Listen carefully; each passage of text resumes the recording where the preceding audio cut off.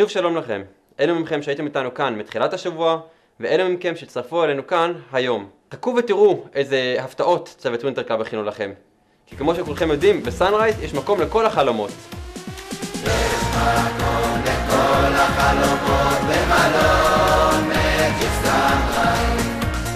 מי שמבין מה זאת חופשה נופש במג'יק סאנרייז. ווינטר קלאב הכי משתלם כי הכל כלול בסאנרייז. בעזרת השם היום, החל מהשעה 2, תיפתח עמדה לרישום לארוחות שבת. חשוב לבוא להירשם.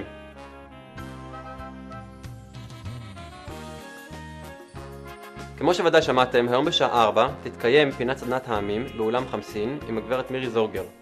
מיד לאחר כך נעשה הפרשת חלה. הערב בשעה 11:30 יתקיים בחדר האוכל ליל שישי אמיתי עם צ'ונט וקוגל, מסכן מי שיפספס.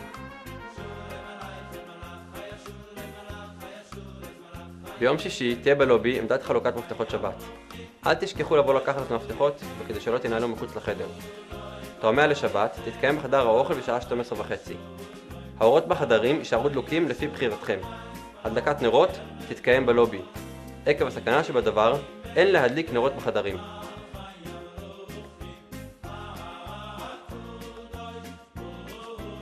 בשעה 3 תהיה בלובי קבלת שבת מוזיקלית עם חזקי סופר. תפילות השבת יתקיימו עם יעקב רוזנפלד ומקהלתו בנוסח אשכנז בלובי אור הירח. מניין נוסף יהיה בנוסח עדות המזרח בבית הכנסת שממוקם במסלול השביט.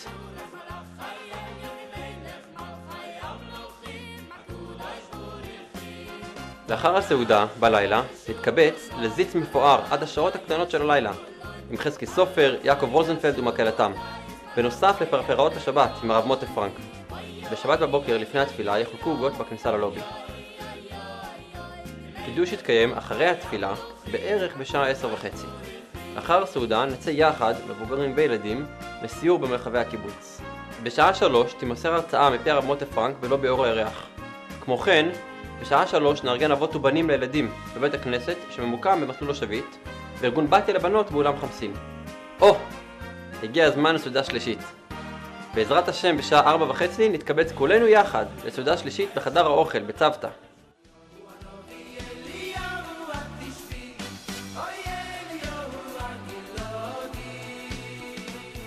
במוצאי שבת, מיד לאחר ערבית, נעשה הבדלה בלובי אור הירח בנוסח קרליבך, ממש כמו שאתם אוהבים. בשעה 8 נאכל סעודת מלווה מלכה בחדר האוכל. ב9:30 יהיה קומזיץ עם חזקי סופר. ובערב תהיה הפתעה בחדר האוכל.